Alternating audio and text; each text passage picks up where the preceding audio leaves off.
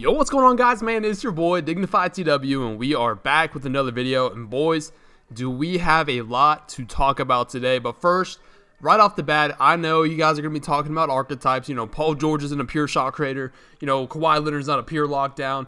That's not even the right numbers, yada, yada, yada. I get it, guys. Hang with me. We couldn't get the right numbers. We're trying to get the right archetypes. These are pretty similar in the play styles on how they actually play.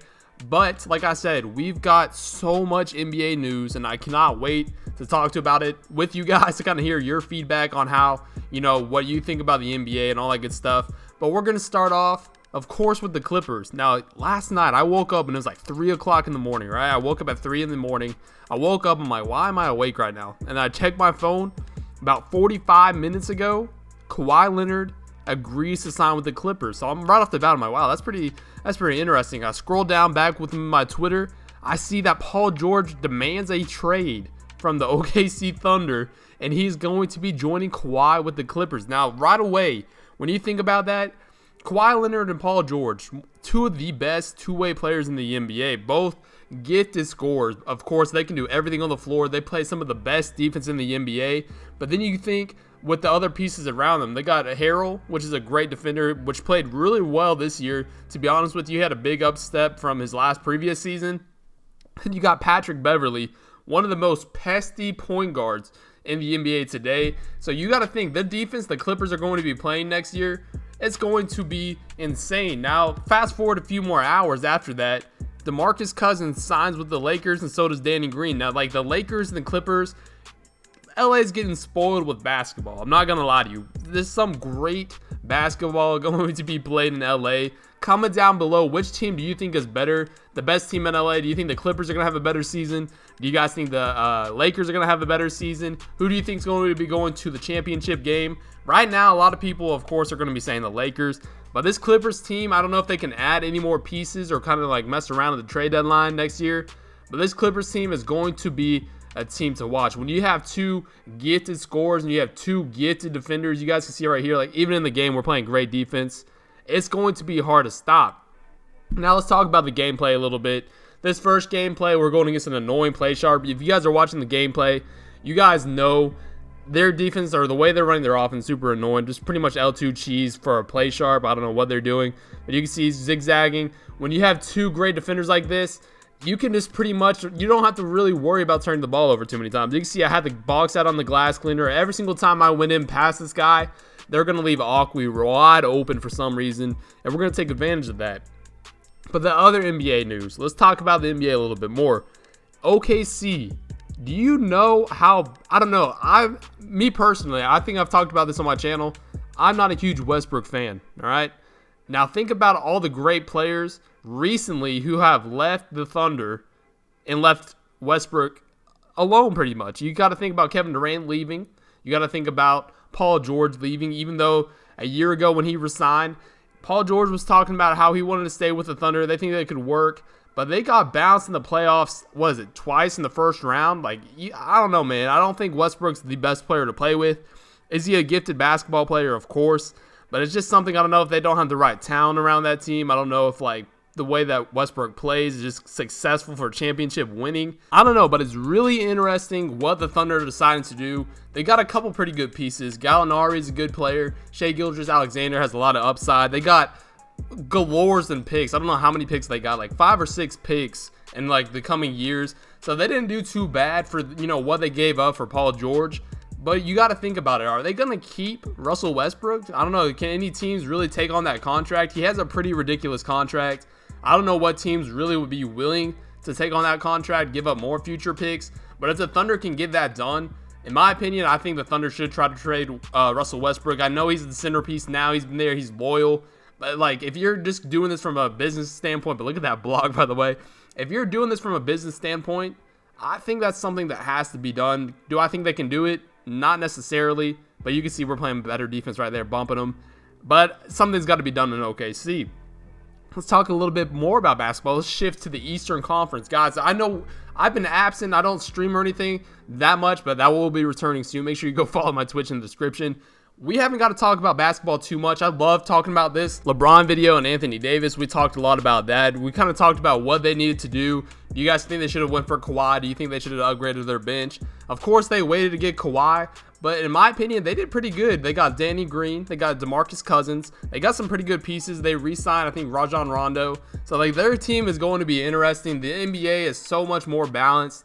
And to me, I don't know about you guys, I love watching good basketball. So when the Warriors were kind of doing their thing last year, and in the past 3 or 4 years, it was fun to watch for me because I love watching good basketball. Like, look at Kawhi Leonard fading away in the right corner. Look at the accuracy with that. But anyway, like I said, I love watching good basketball. I think the NBA is going to be a lot more, well-rounded this year. So there's going to be a lot more good games to watch. If you think about it, last year, there's a lot of boring games. Not a lot of people were watching pretty much any basketball unless it was like one of the high-skilled teams. But this year, there's so many good basketball teams now. It's going to be a lot of fun to watch. So let me know down below in the description or in the comments section who your team is. And let me know how they did this free agency. What are the upsides? What do you think they're going to be striving for this year? Because I am so excited for the NBA season to start. But let's talk about the gameplay a little bit. We're on our Paul George build. Like I said, we're a 99 pure shot creator. I understand, like, a lot of people don't think he's a pure shot creator, whatever. But look, we're getting the rebound right here. I throw it back up to Kawhi Leonard. We already got the chemistry going. It took us a few games to get the chemistry going right, but once we do, it's going to be a beautiful sight to see. So you can see I'm cooking up a little bit. Now, I will talk about this too. I wasn't using any of his animations. I don't know what animations were actually on this player. I was messing up a little bit with the dribbling, but look at this high IQ switch. Paul George, one of the best defenders in the game. I'm pretty sure if not last year, the year before, he led the NBA in steals, maybe both years, to be honest with you. So, you've got a very talented player. You can see I've got a little bit of a baby on me, going right to the post fade green, and we're just going to work. This team is going to be a lot of fun to watch. Like I said, their defense is going to be impeccable. When you got Paul George out there, you got Kawhi Leonard, I just don't see how this could really go wrong. You can see nice little cook right there, throwing it down with my left hand, tireless score. This build is actually a lot of fun to run with as well. You can see 16 and 12. These guys cheesing pretty hard. This guy's pressing the daylights out of me, and I don't have my animations on, so I have to be smart. You can see getting past them right there. The center tries to help a little bit too much, but this pure shot creator, I think I have Paul George dunks on as well. It's just able to do way too much. So you can see we're cooking up a little bit. The glass cleaner, you can see, or the center wants to come help, but every single time he wanted to come help, I was like, I'm going to fade away. I'm going to dot the corner. I'm going to let Kawhi do his thing. And we're just going to go see how this works. You can see sizing him up a little bit. He probably could have reached a few times, but if he did reach, I was blowing right by him, just like I am right here, dunking it. You can see he tries to size me up for the block, but look, it's Paul George, baby. But this last play right here, I actually told Akwi, if they help out of the corner, I literally told him, if they help out of the corner, I'm going to dot you right away. You can see all it takes is a quick rhythm dribble. He helps way too much. He's in the paint. Kawhi Leonard is going to be able to knock it down. And we win, come back 21-16. And like I said, we're playing some pretty toxic lineups. Not necessarily the best people, you can see right here. But we've got a center and a stretch. So we're not going to try to turn the ball over too many times because these are definitely the teams you'll end up losing to. You can see an athletic throwdown right there, left hand. You can see he's playing that hands-up defense. Get him with the crossover. Dot is Kawhi Leonard. He ends up missing that shot. But like I said, when you've got two amazing defenders out on the floor, you're not too worried about, turning the ball over because you're going to be able to have the chance to get it back. You can see right here, stepping it back one time, crossover. I told Kawhi to cut. He cuts in, tosses it in with the left hand, and we're up 4-0. You can see I'm stepping it back. I'm a pure shot creator. I kind of have to abuse this a little bit. He's out here. He tries to jump and contest me, but it's way too late.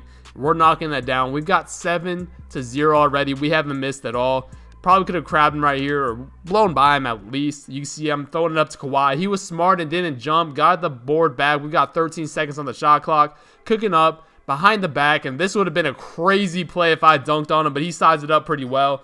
But the great IQ off-ball movement. I go to the open space corner. Tireless scorer and corner specialist on the Hall of Fame. You already know we're knocking that down. 10-0, doing our thing a little bit more with Paul George, stepping it back. He tries to contest it, but boys, we shoot over those. We're knocking that down. This pure shot creator build is actually insane. 13-0, cooking up a little bit more. Rhythm dribble between the legs, going behind the back, step it back one more time. We're just messing around. Double behind the back. He thought someone was going to shoot it. I pump fake, get the open space, shot creator takeover. It's not green. but it's still going down. 15-3. Now I'm going to let Kawhi do his thing. I think he scores the rest of the points. You can see the amazing defense right there. Like I said, we turn it over. We know we're getting the ball back. You can see Kawhi Leonard trying to fade away right there. Not able to get it down, but he actually has a high IQ. Is able to go back down there, switch onto the open man stretch, and get the shot. So we're going to reward him with that. Top of the key. He's knocking it down. Now watch this last play. We want Kawhi Leonard to post up. You know, he has a pretty decent post-up game.